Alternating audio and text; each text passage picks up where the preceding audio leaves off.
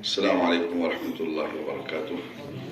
الحمد لله لأهله والصلاة على أهلها واللعنة على أعدائها. ما بعد، قال الله تعالى في كتابه المبين وهو أصدق القائلين: بسم الله الرحمن الرحيم. يا أيها الناس إنا خلقناكم من ذكر وأنثى وجعلناكم شعوبا وقبائل لتعارفوا إن أكرمكم عند الله أتقاكم. صدق اللہ العلی العظیم. یہ آج کا یہ خصوصی پروگرام حقیقی اسلام اور محور انسانیت، جو مومنین مینڈھر کے خاص گاؤں سلوا میں اور نیابت میں اور قبلہ مولانا علی عباس صاحب رضوی اور ہمارے صفدر بھائی ظفر بھائی اور تمام مومنین کرام، سب کے نام لینے کا وقت نہیں ہے، شکر گزار ہوں کہ انہوں نے یہ ایسا اہم پروگرام منعقد کیا ہے جس کی دور حاضر میں خاص ضرورت ہے. اسلام کیا ہے آج دنیا کو سمجھنا مشکل ہو گیا ہے. اسلام کا پیغام کیا ہے آج زمانے کے لیے اس کا جاننا بہت مشکل ہو گیا ہے. کیوں؟ اس لیے کہ بظاہر اپنے آپ کو مسلمان کہلانے والے اپنے عمل کو ایسا دکھلا رہے ہیں اور ان کا عمل ایسا بدنما ہو چکا ہے، گندا ہو چکا ہے، جو اسلام تو دور انسانیت کے کہنے کے لائق بھی نہیں ہے. کیونکہ جو انسانیت ہے وہی اسلام ہے اور جو اسلام ہے وہی انسانیت ہے. اسلام نے تو اس قدر انسانیت کا پیغام دیا ہے اور سکون اور اطمینان کا پیغام دیا ہے کہ کسی مذہب میں اس کا تصور نہیں کیا جا سکتا. لیکن افسوس کی بات یہ ہے کہ آج اسی اسلام کے نام پر نام نہاد بظاہر اپنے کو مسلمان کہنے والے داعش قسم کے لوگ اور دوسرے اپنے آپ کو اسلام کا لشکر یا سپاہی کہنے والے لوگ آج ایسے عمل انجام دے رہے ہیں جس کی وجہ سے لوگوں کو اسلام سے نفرت ہوتی چلی جا رہی ہے. جبکہ اسلام محبت کا نام ہے، اسلام لوگوں سے پیار کرنے کا نام ہے، اسلام مخلوق کو اپنے گلے سے لگانے کا نام ہے. جس اسلام نے یہ کہا ہو کہ کسی عربی کو اجمی پر فضیلت نہیں، کسی گورے کو کسی کالے پر فضیلت نہیں، کسی آقا کو کسی غلام پر فضیلت نہیں، جس اسلام نے یہ کہا ہو اگر کسی کا مرتبہ اللہ کے نزدیک ہے، کوئی معظم ہے، مکرم ہے، تو وہی ہے جس کے اندر انسانیت ہے، جس کے اندر آدمیت ہے، جس کے اندر مخلوق کے لیے پیار ہے، جس کا نام اسلام نے تقوی رکھا ہے. ان اکرمکم عند اللہ اتقاکم. تمہیں مکرم وہ ہے جو متقی ہے. متقی کے معنی وہ ہے ہر قسم کی درندگی سے، ہر قسم کی شیطانیت سے، ہر قسم کے فسادات سے، ہر قسم کی نفرتوں سے جو بچتا ہو وہ متقی ہے.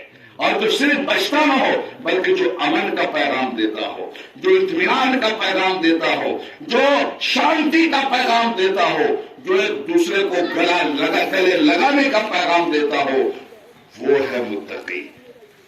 آج داعش قسم کے لوگ، چاہے پاکستان میں دہشت گردی ہو رہی ہو، عراق میں دہشت گردی ہو رہی ہو، سیریا میں دہشت گردی ہو، فلسطین لبنان میں یا جہاں کہیں بھی سیستان اور بلوچستان کے علاقے میں جہاں کہیں بھی یہ دہشت گردی ہو رہی ہے، سمجھیے اس کا اسلام سے دور کا واسطہ نہیں ہے. اور اگر سمجھنا ہے کہ یہ اسلام والے ہیں یا غیر اسلام والے ہیں، یعنی دشمن اسلام ہے، تو فقط آپ یہ دیکھیے کہ اس کے پاس جو اسلام ہے وہ اہل حکومت کا اسلام ہے یا اہل ولایت کا اسلام ہے.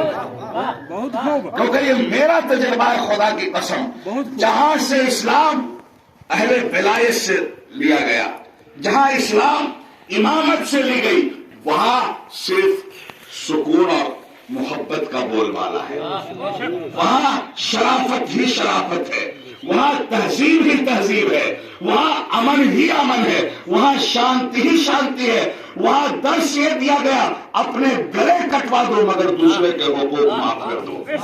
وہاں بتایا گیا کہ خود تو پیاسا رکھا جا سکتا ہے لیکن اپنے حقیقی دشمن کو سیراب کیا جا سکتا ہے.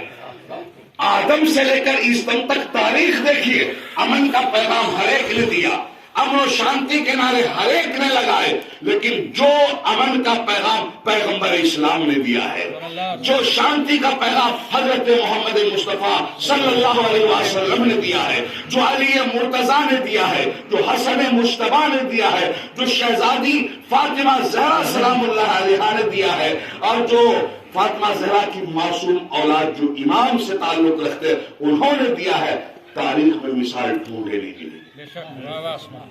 پیغمبر اسلام نے طائف میں پتھر مارنے والوں کو پھول برسائے، گالیاں دینے والوں کو دعائیں دی، مکہ میں کوڑا کرکٹ ڈالنے والوں کے لیے آپ اس کی عیادت کو تشریف لے گئے۔ اسلام تو یہ ہے کہ جو آپ کا حقیقی دشمن اور آپ کی جان کی طاقت میں تھا، جب وہ آپ سو جاتے ہیں اور وہ آپ کی تلوار لے کر کے آپ پر سونت لیتا ہے اور قریب ہے کہ وہ حملہ کر دے، پیغمبر کی آنکھ کھل جاتی ہے اور وہ للکار کر کہتا بتا کون بچائے گا تجھ کو؟ چونکہ پیغمبر ہے، اللہ کی معرفت کرانے آئے تھے، فرمایا اللہ بچائے گا۔ لفظ اللہ پیغمبر کی زبان سے اس قدر اطمینان سے نکلتا ہے کہ وہ ظالم کے ہاتھ سے، دشمن کے ہاتھ سے تلوار چھوٹ جاتی ہے، پیغمبر بڑے اطمینان سے اٹھتے ہیں اور تلوار کو ہاتھ میں لے کر کہتے ہیں بتا اب تجھے کون بچائے گا۔ یہ واقعہ میں ان لوگوں کے لیے سنا رہا ہوں جو آج تلواروں کے دم پہ لوگوں کے گلے کاٹ رہے ہیں اور مسلمان بنانا چاہ رہے اور کہہ رہے کہ ہم اسلام پھیلا رہے ہیں، جو نعرے تکبیر بلند کر رہے ہیں اور لوگوں کو ذبح کر رہے ہیں۔ بلا وجہ اسلام نے جانور کو بھی اللہ اکبر کہہ کے ذبح کرنے کا حکم نہیں دیا جب تک تمہیں خود اس کی ضرورت نہ ہو۔ یہ اللہ کی ضمانت لے کر ہم جانوروں کو بھی ذبح کرتے ہیں، ورنہ اس کی بھی بلا وجہ اجازت نہیں ہے۔ تو جب جانور تک کو ذبح کرنے کی بلا مقصد اجازت نہیں دے سکتا وہ اسلام یہ اجازت کیسے دے سکتا ہے کہ مسجدوں میں بمباری کرو؟ وہ اسلام کیسے اجازت دے سکتا ہے کہ تم ملک میں حکومت کے نام پر یا اسلام کے نام پر دہشت گردی کرو اور خون بہاؤ، ایک دوسرے کا خون پیو؟ اسلام کا پیغام تو خدا کی قسم یہ ہے کہ اپنے دشمن کو معاف کرو۔ پیغمبر نے کہا تجھے کون بچائے گا؟ اس نے کہا آپ کے سوا کوئی نہیں بچا سکتا۔ دیکھیے روایت میں پیغمبر نے کہا کلمہ پڑھ کر اسلام لاتا ہے، کہا نہیں، لیکن میں یہ وعدہ کرتا ہوں اب آپ کو کبھی تکلیف نہیں پہنچاؤں گا، نہ قتل کی فکر کروں گا۔ پیغمبر نے راستہ چھوڑ دیا۔ بس اس کا اثر اس دشمن پر ایسا ہوا کہ جب اپنے گھر والوں کے پاس گیا ہے تو جا کر وہ کہتا ہے اور اسی کے فکر ہے کہ میں ابھی اس شخص کے پاس سے آ رہا ہوں جو تھوڑی دیر پہلے مجھے دنیا میں سب سے زیادہ مبغوض اور ناپسندیدہ تھا، لیکن اب میری نگاہ میں اس سے زیادہ محبوب اور پیارا کوئی نہیں۔ یہ علم و عمل کی دنیا میں اس طرح جیا کرتے ہیں، انصاف سے مارا کرتے ہیں، احسان سے جیتا کرتے ہیں۔ پیغمبر نے صرف امن کا پیغام نہیں دیا، عدل اور احسان کا بھی پیغام دیا ہے۔ کربلا دیکھے آپ، کیا ہمیں درس ملتا ہے خدا کی قسم؟ لیکن آج جن کے پاس کربلا نہیں ہے، کربلا کی تاریخ نہیں ہے، آج صحیح معنوں میں اسی کے پاس اسلام کی سچائی نہیں ہے۔ وہ ظاہری اسلام کو پڑھتے ہیں اور فقط تشدد میں وہ یقین رکھتے ہیں، بلکہ اسلام تشدد کا نام نہیں ہے، اسلام ٹوٹ جانے کا نام ہے، اسلام دوسروں کو گلے لگانے کا نام ہے۔ اگر آج عالمی برادری OIC میں اگر خدا کی قسم ان لوگوں کو صرف نمائندہ بنا دے جن کے پاس اسلام اہل ولایت سے، اماموں سے ملا ہے، تو میں گارنٹی کے ساتھ کہتا ہوں چند دنوں میں پوری دنیا کے اندر امن و انصاف کا بول بالا ہو سکتا ہے، اور چند دنوں کے اندر عدل اور انصاف قائم ہو سکتا ہے، اور ایسا عدل و انصاف جس کا تصور نہ اقوام متحدہ نے کیا ہوگا، نہ کسی اور برادری نے کیا ہوگا، کیونکہ اسلام کی تاریخ میں وہ سارے واقعات پڑے ہوئے ہیں جو ہم نے ولایت سے اسلام لیا ہے، جو امامت سے لیا ہے۔ ایسی ایسی مثالیں ہیں خدا کی قسم کہ اپنے دشمنوں کو اور ظالموں کو کیسے انصاف کا کلمہ پڑھایا ہے۔ چونکہ وقت نہیں ہے، ورنہ اگر میں بیان کروں تو خدا کی قسم اچھا خاصا وقت چاہیے۔ بس آپ دیکھیے کربلا کا واقعہ آج تک جسے ہم مسلمان مومن بھولا نہیں پائے، سنا کر واقعہ ختم کر رہا ہوں، جسے ہم آج تک بھولا نہیں پائے، کیونکہ حسین کی شہادت فقط شہادت نہیں ہے، مصیبتوں سے بھری ہوئی ہے۔ 3 دن کا بھوکا پیاسا، اسلام کے لیے قربانی دینا، اور فقط اپنی قربانی نہیں، اپنے بیٹے علی اکبر کی قربانی پیش کرنا، اصغر کی قربانی پیش کرنا، اور پھر اس کے بعد اپنی بہنوں اور اہل حرم کی چادر لوٹا دینا.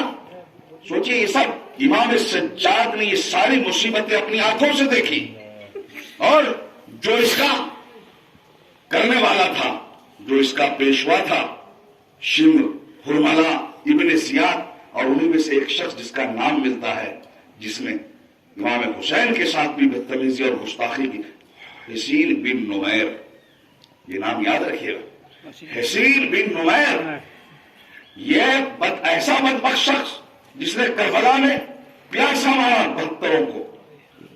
یہ جب واقعات کربلا کے کچھ سال گزر گئے اور مکہ اور مدینہ کے اندر انقلاب پیدا ہوا، دوسرے لوگوں نے خلافت کی دعوے داری کی، تو مروان کے زمانے خلافت میں چونکہ مروان کی حکومت ہوئی اور یہ بھاگ کر کے اس مقام پر آ گیا جہاں سید سجاد کا خیمہ لگا ہوا.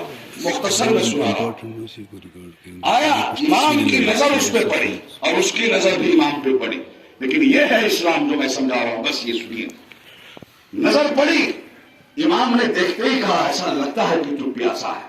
کہا ہاں. فوراً حکم دیا اسے پانی پلاؤ. کہا ایسا لگتا ہے کہ تو بھوکا بھی ہے. کہا ہاں. فوراً اپنے غلام کو حکم دیا انہیں کھانا کھلاؤ. کہا ایسا لگتا ہے کہ تو تھکا ہوا ہے. کہا ہاں صحیح کہہ رہے ہیں آپ. کہا اس کے لیے بستر بچھا دیا جائے. بستر بچھا دیا، آرام کیا. جب وہ بیدار ہوا کہا ایسا لگتا ہے کہ تو آرام اب سفر کا ارادہ رکھتا، جانا چاہتا. کہاں لیکن تیرے پاس سواری تو نہیں. کہا ہاں مولا سواری نہیں ہے، تو میں چاہتا ہوں کہ تیرے لیے سواری کا بھی انتظام کر دوں.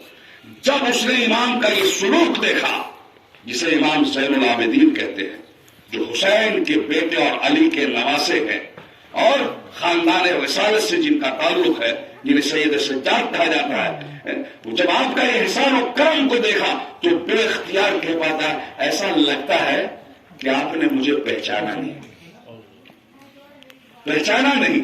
جب اس نے خود اعتراف کیا تو اب سنیے، یہ ہے اسلام، اور یہ ہے اسلام کا پیغام جو اہل بیت کے گھرانے نے دیا ہے، جو محمد و آل محمد نے دیا ہے. تاریخ میں یہ مثال ڈھونڈنے نہیں ملے گی، اگر ملتا ہے تو زمانہ ہمیں دکھائے. کہا جب اس نے کہا کہ آپ نے پہچانا نہیں، آپ نے درد بھرے لہجے میں کہا کہ میں تجھے کیسے بھول سکتا ہوں، کیا تو میرے بھائی علی اکبر کا قاتل نہیں ہے؟ سوچئے، جو اپنے بھائی کے قاتل کو معاف کر دے اسے محمد و آل محمد کہتے ہیں، اور جو اسے معاف نہ کرے، اس کے ساتھ احسان کرے، اس کے پیغام کو اسلام کہتے ہیں. زمانہ آج یہ پیغام بھلا دیا اور اپنے کو مسلمان کہے. خدا کی قسم یہ سب دہشت گردی ہے، جہاں بھی ہو، چاہے ہندوستان میں ہو، پاکستان میں ہو. اللہ کا لاکھ لاکھ شکر ہے کہ آج ہم اس ہندوستان میں جی رہے ہیں جہاں سکون ہی سکون ہے، جہاں ہمارے ایمان پر کوئی ڈاکہ ڈالنے والا نہیں ہے. لہذا میں دنیا کو پیغام دینا چاہتا ہوں کہ صحیح اسلام کو پہچانے اور سچے مسلمان کو جانے. بس سچے مسلمان وہ ہے جس کی زبان، ہاتھ اور وجود سے دوسرے کسی کو تکلیف نہ پہنچے، اور جس سے تکلیف پہنچ رہی ہے نہ وہ جب مسلمان نہیں ہے تو وہ اسلام کہنے کے لائق بھی نہیں ہے. ہاں میں کہوں گا کہ سبق پھر پڑھ صداقت کا، عدالت کا، شجاعت کا. سبق پھر پڑھ صداقت کا، شجاعت کا، عدالت کا. لیا جائے گا تجھ سے کام دنیا کی امامت کا. اگر تم نے یہ اسلام پہچان لیا تو آج بھی لوگوں کی توجہ اسلام کی طرف راغب ہوگی اور لوگ اسلام میں چوک در چوک داخل ہوتے چلے جائیں گے. دعا ہے پروردگار ہم سب کو حقیقی اسلام اور حقیقی رہبر اسلام کی پیروی کرنے کی توفیق نصیب فرمائے. وآخر دعوانا ان الحمدللہ رب العالمین.